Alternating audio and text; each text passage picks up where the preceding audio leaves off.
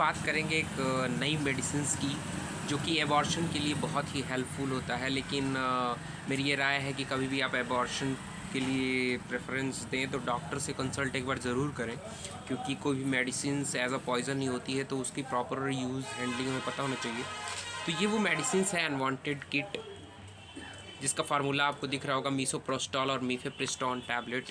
ये अबॉर्शन के काम में आती है। तो अब बात करते हैं ये वर्क कैसे करता है। ये जो मेडिसिन्स होती है वो आपके वुमेन में वर्क कैसे होती है। तो सबको पता है प्रोजेस्टेरॉन नामक हार्मोन होता है जो कि आपके प्रेगनेंसी के लिए हेल्पफुल होता है। अगर वो हार्मोन ना हो तो जो प्रेगनेंसी होती है वो अबॉर्ट हो जाती है, वो प्रॉपरली नहीं हो पाती है। तो ये क्या करता है कि प्रोजेस्टेरॉन हार्मोन को साइट ऑफ एक्शन पे जाने से रोकता है कि वो प्रॉपरली वर्क ना कर पाए, जिससे कि प्रेगनेंसी रुक जाए। और जो इसमें एक फार्मूला होता है मीसोप्रोस्टॉल, ये क्या करता है यूटेरस को कॉन्स्ट्रिक्ट करता है ताकि जो लाइनिंग होती है मेंस्ट्रुएशन टाइम में वो टूट के और जो उसके एग्स होते हैं वो चले जाएँ, तो जिसकी वजह से प्रेगनेंसी अबॉर्ट हो जाती है। तो अब बात करते हैं कि इसका यूज़ कैसे किया जाता है।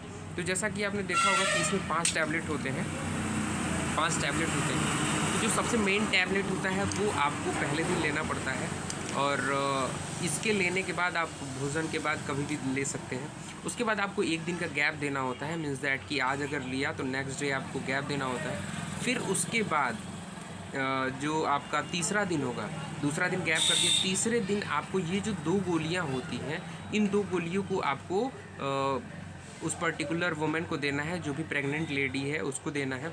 और उसके बाद ये जो टैबलेट 2 टैबलेट बचती हैं, या तो वो वेजाइनल कैविटी के रास्ते अंदर कर लें, या इस टैबलेट को भी वो ओरली ले सकती है, जिसकी वजह से उनकी प्रेगनेंसी ख़त्म हो सकती है।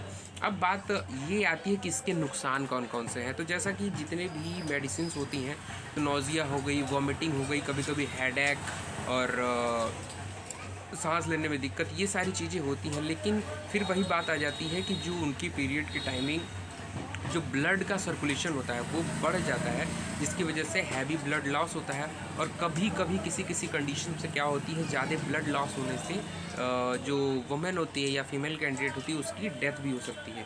तो जब भी आप इस पर्टिकुलर ड्रग को प्रेफर करें तो बिना किसी डॉक्टर के कंसल्टेशन के ना लें, डॉक्टर से राय लें।